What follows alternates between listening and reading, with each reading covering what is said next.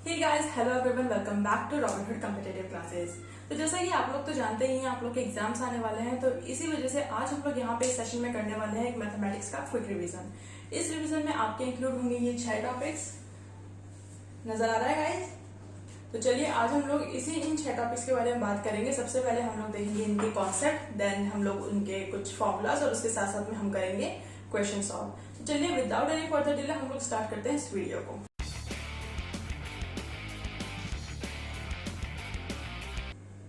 Okay guys, तो सबसे पहले जो हम लोग हमारा टॉपिक करने वाले हैं वो है हमारा टाइम, वर्क एंड डिस्टेंस का। तो मैं आप लोगों से एक बात पूछती हूँ, आप लोगों के पास में कुछ भी कार, बाइक या फिर कोई भी व्हीकल होगा आप लोगों के पास में। सपोज कीजिए आपके पास में कार है या फिर आपके पास है बाइक, तो इसकी जब हमें डिस्टेंस नहीं बताते हैं हम किसी को भी, तो कैसे बताते हैं हम लोग? किलोमीटर पर आवर में बताते हैं कि नहीं बताते? तो अब ये कार बाइक हो गया अपने, इसकी हो गई स्पीड। स्पीड हम लोग कैसे बताएंगे इसकी? किलोमीटर हमारा क्या हो गया? डिस्टेंस की यूनिट है, तो वो आ गई डिस्टेंस। और वहीं पे हावर, ये पर आवर में है, तो हावर में क्या है, किस चीज की यूनिट है? ये है टाइम की। तो सबसे पहले तो एक तो आपका बेसिक फॉर्मूला ये है, speed equals to distance upon time. ये आप लोगों को इस चैप्टर के अंदर बिल्कुल अच्छे से याद रखना है। कंफ्यूजन होता होगा कई बार कि डिस्टेंस ऊपर आएगा, टाइम ऊपर आएगा, किस तरीके से होगा, क्या फॉर्मूला बनेगा। तो ये आपके कंफ्यूजन दूर करने के लिए आपको ये कॉन्सेप्ट क्या करना है? याद रखना है। तो ये तो हो गया अपना डिस्टेंस की बात। अब दूसरी आती है टाइम एंड वर्क की। टाइम एंड वर्क, इसके अंदर जो आपको बात याद रखनी है वो है कि आपका टाइम और वर्क हमेशा क्या चलते हैं? अपोजिट चलते हैं। फॉर एग्जाम्पल ले लीजिए, एक है अपना राम और एक है अपना श्याम। राम एक दिन में 1 कुर्सी बनाता है, वहीं पे श्याम एक दिन में 2 कुर्सी बना रहा है। तो यहाँ पे आपको बात ये याद रखनी है कि जहां पर अपन को कोई भी काम करने में टाइम ज्यादा लगेगा तो अपना काम क्या होगा? कम। और जहां पे अपना काम ज्यादा हो रहा है वहां लगेगा time come. For example suppose कीजिए एक आदमी पतला है, एक आदमी मोटा है। पतला अगर दौड़ रहा है तो वो ज्यादा दौड़ेगा कम टाइम में। मोटा आदमी कोई दौड़ लगा रहा है तो वो क्या करेगा? वो कम दौड़ेगा, उसको टाइम लगेगा ज्यादा। तो यही 2 चीजें हैं आपको इस चैप्टर के अंदर जो याद रखनी है कि टाइम वर्क हमेशा अपोजिट चलते हैं और स्पीड का ये फॉर्मूला होता है। तो बस आप लोगों को यही 2 चीजें याद रखनी है। पूरा आपका चैप्टर इसी पे बेस होता है। और एक चीज और मैं आप लोगों को बताना चाहती हूँ, वो हम लोग करेंगे आगे क्वेश्चन में डिस्कस। हम लोग इसके क्वेश्चन करने वाले हैं, तो चलिए देखते हैं हम इसके 2 एग्जाम्पल्स। ओके गाइस, तो सबसे पहले अब हम ये क्वेश्चन करने वाले हैं। हमारा सबसे पहला अपना क्वेश्चन है, यहाँ पे ए किसी काम को करता है 8 दिन में, बी उसी काम को करता है 10 दिन में। तो दोनों मिलके उस काम को कितने दिन में पूरा करेंगे? अब यहाँ पे देखिएगा बिल्कुल ध्यान से, ए किसी काम को कर रहा है 8 दिनों में, तो ये एक दिन में कितना कर रहा है? मतलब उस काम का 1/8 पार्ट। समझ रहे? बी उसी काम को कर रहा है 10 दिनों में, तो एक दिन में ये कितना कर रहा है? 1/10। दोनों का कॉपरेशन का निकालना है, तो 1/8 प्लस 1/10, यह आ जाएगा अपना 40, 45 प्लस 4 दैट मीन्स 9/40। मतलब कि एक दिन में ये दोनों मिलके इतना काम करते हैं। अब अपने यहाँ पे बताना है कि कितने डेज में, तो डेज अपने को निकालने हैं, तो इसको अपन उल्टा करेंगे, ये आ जाएगा अपना 40/9 डेज। तो इसका मतलब हो गया कि आपका ये ए इसका आंसर है। आई होप आप लोगों को समझ में आ गया होगा। बहुत ही इजी सा क्वेश्चन है। चलिए अब जल्दी से हम लोग आते हैं दूसरे क्वेश्चन पर। ओके गाइस, तो अब है बारी दूसरे क्वेश्चन की। ये अपना है डिस्टेंस के ऊपर, डिस्टेंस एंड स्पीड के ऊपर। तो ये देखिएगा question, the ratio between the speed of 2 trains is 7:8। If the second train run in 4 kilometre in 4 hours, then the speed of first train is. तो सबसे पहले हमें फर्स्ट ट्रेन की इसमें स्पीड निकालनी है, तो हमें रेशियो जो गिवन है ये हमारा 7:8। तो दोनों ट्रेन का हम लोग अज्यूम कर सकते हैं 7x तो है अपना फर्स्ट ट्रेन की और सेकंड ट्रेन की है अपनी 8x। अब 8x अपने को सेकंड ट्रेन का गिवन है 400/4 हार्स। तो मैंने आपको फॉर्मूला बताया था, तो ये हो जाएगा हमारा 8x इक्वल्स टू 400/4। तो अब इसको हम करेंगे 100। x की वैल्यू यहाँ पे अपनी आ जाएगी 100/8, दैट मीन्स कितनी हो जाएगी ये? 12.5 आ रहा है कि नहीं आ रहा? 12.5। अब यहाँ पे 7x अपन ने अज्यूम किया था स्टार्टिंग में, तो 7 से अगर इसको हमको मल्टीप्लाई करते हैं 12.5 का, तो हमारा आंसर हो जाएगा यहाँ पे 87.5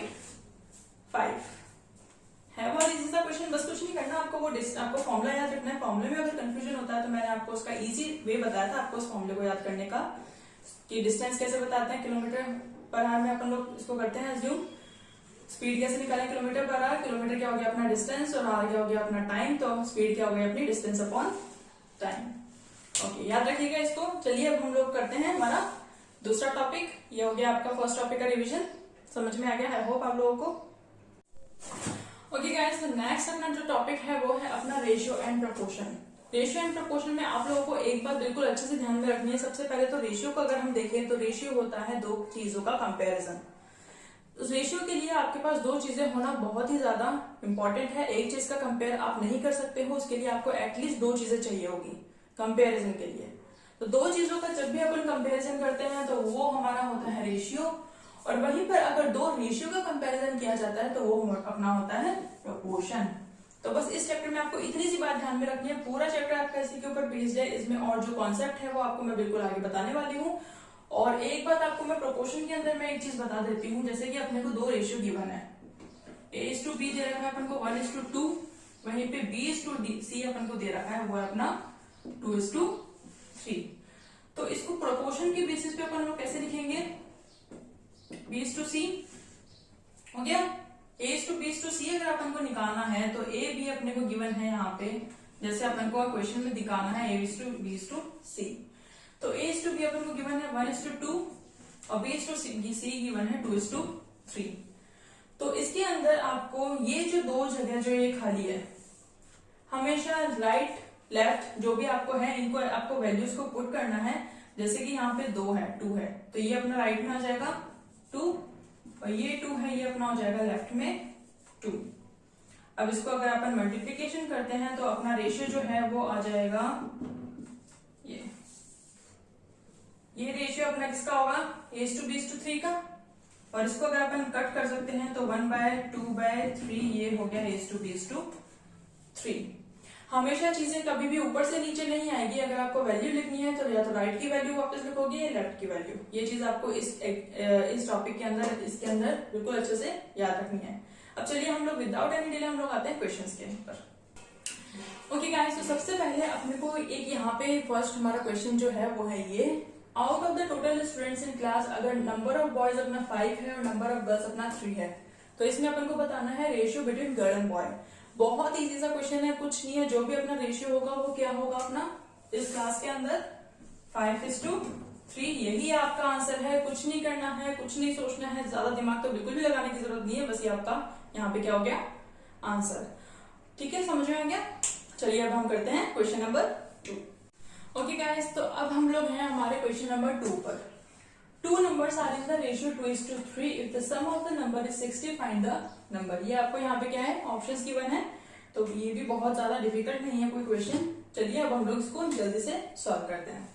सबसे पहले तो आपको रेशियो गिवन है 2:3, तो अगर हम अज्यूम करते हैं हमारे numbers as 2x and 3x, तो इन दोनों का सम आपको दे रखा है 60 दे रखा है। तो 2x प्लस 3x अपने को 60 दे रखा है, तो 5x हो गया 60 और x की वैल्यू यहाँ पे अपनी आ जाएगी 60/5, दैट मीन्स 12 आएगी नहीं आई। अब ये 12 अपने पास में वैल्यू अपन को निकालना है नंबर्स की वैल्यू, तो ये x के अंदर 2 का मल्टीप्लीकेशन 12 का मल्टीप्लीकेशन करेंगे तो ये अपनी फर्स्ट वैल्यू आ जाएगी 24, और 3 को मल्टीप्लाई करेंगे 12 से तो हमारी सेकंड वैल्यू आ जाएगी 36। तो इस ऑप्शन नंबर सी आपका क्या हो गया यहाँ पे आंसर। और अगर आप लोगों को इस तरीके से क्वेश्चन कई आते हैं, कोई भी क्वेश्चन आता है आपको समझ में नहीं आ रहा है, तो आप डायरेक्ट क्या कर सकते हैं ऑप्शंस में से भी आंसर निकाल सकते हैं। कैसे निकालते हैं ऑप्शंस में से आंसर, इसके अंदर 2:3 का रेशियो बताया, क्या ये नंबर 2:3 के फॉर्म में है, नहीं है, तो ये आपका आंसर नहीं है। क्या ये 2:3 के फॉर्म में है, तो ये भी आपका आंसर नहीं है। अब ये 2 है, ये है 2:3 की फॉर्म में है क्या, ये है क्या 2:3 की फॉर्म में, नहीं है। ओके, तो ये है 2:3 की फॉर्म में, तो ये आपका क्या हो गया यहाँ पे आंसर। कोई भी कैलकुलेशन करने की जरूरत नहीं है, बस ऑप्शंस देख के अभी आप कई बार क्या कर सकते हैं आपका आंसर निकाल सकते हैं। ठीक है, तो अभी हो गया हमारा रेशियो का क्वेश्चन हो गया हमारा। अब हम करते हैं एक क्वेश्चन प्रपोर्शन का। प्रपोर्शन मैंने आपको क्या बताया था, दो रेशियो को जब हम कंपेयर करते हैं तो वो क्या होता है अपना प्रपोर्शन। तो चलिए जल्दी से हम लोग इसका क्वेश्चन सॉल्व करते हैं। ओके स्टूडेंट्स, तो ये है हमारा क्वेश्चन नंबर 3। ये है आपका प्रोपोर्शन पे बेस्ड क्वेश्चन। क्या बोल रहे हैं आपको, फाइंड द फोर्थ प्रोपोर्शन। ये 3 वैल्यू आपको गिवन है, इसकी फोर्थ वैल्यू क्या होगी वो अपन को निकालनी है। तो देखिए जरा ध्यान से, 5:2 इसको ऐसे लिखेंगे और ये अज्यूम करते हैं हम x। तो इस वैल्यू आपको क्या करनी है, निकालनी है। तो एक चीज मैं आपको बताना चाहूंगी, हमेशा ये 5 इससे मल्टीप्लाई होगा, 8 होगा इससे मल्टीप्लाई, मतलब कि दो बीच की वैल्यू मल्टीप्लाई होगी एक दूसरे से और दोनों साइड की वैल्यू। तो जल्दी से देखिए, ये हो गया अपना 5 into x equals to 8 into 15, हुआ कि नहीं हुआ? तो ऐसे x equals to 8 into 15 divided by 5, 5 3 24। तो ये ऑप्शन बी आपका क्या हो गया यहाँ पे आंसर, है ना? बहुत इजी सा क्वेश्चन। और इस तरीके का क्वेश्चन कोई भी आता है तो आपको इस तरीके से उसे लिखना है। और अगर सेकंड प्रोपोर्शन आपसे पूछता है तो ये हमारा x हो जाएगा, थर्ड पूछता है तो थर्ड x, यहाँ पे अपने को पूछा है फोर्थ प्रोपोर्शन, तो ये हो गया अपना फोर्थ x। दोनों बीच की वैल्यू हमेशा मल्टीप्लाई होती है, दोनों साइड की वैल्यू मल्टीप्लाई होती है। तो इस तरीके से आपका आंसर निकलेगा, ध्यान रखिएगा। ओके गाइस, तो अब आप लोगों का जो थर्ड आपका टॉपिक हम लोग ले रहे हैं वो है आपका प्रॉब्लम ऑफ एजेस। आपकी पूरी मैथ्स तो एक साइड ले लो और प्रॉब्लम ऑफ एज की क्वेश्चन क्या कर सकते हैं, एक साइड ले सकते हैं। अगर मैथ्स में पूरी मैथ्स में कुछ भी नहीं आता है तो भी कम से कम एज की क्वेश्चन तो आप बिल्कुल अच्छे से सॉल्व करके ही आएंगे। इसमें कुछ नहीं करना है, बस क्वेश्चन को स्टेप बाय स्टेप ध्यान से रीड करना है। और एक चीज का आपको हमेशा ध्यान रखना है कि अगर फ्यूचर की पूछी हुई है एज तो फ्यूचर की एज ही निकालनी है। उसमें क्या करना है आपको, प्रेजेंट एज में प्लस करना है, अगर पास्ट की पूछिए तो माइनस करनी है, और प्रेजेंट पूछिए तो आपका जो आंसर आएगा वो होगा ही आंसर आपका। बस इतनी सी बात आपको याद रखनी है और आपकी प्रॉब्लम ऑफ एज के सारे क्वेश्चंस मिनटों में सॉल्व हो जाएंगे। ओके गाइस, तो अब हम करने वाले हैं प्रॉब्लम ऑफ एज का हमारा क्वेश्चन नंबर 1। क्वेश्चन को ध्यान से पढ़ना है और ज्यादा दिमाग तो बिल्कुल नहीं लगाना है, बस हमें क्वेश्चन को ध्यान देना है।